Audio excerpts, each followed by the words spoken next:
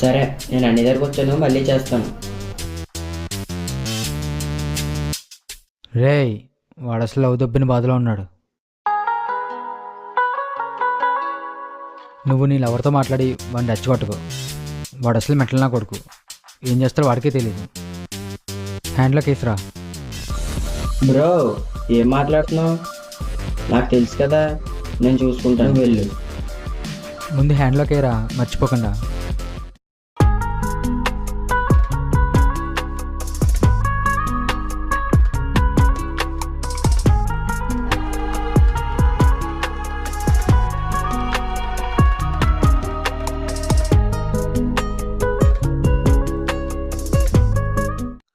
రేయ్, ఇలా ఎంతకాలం రా?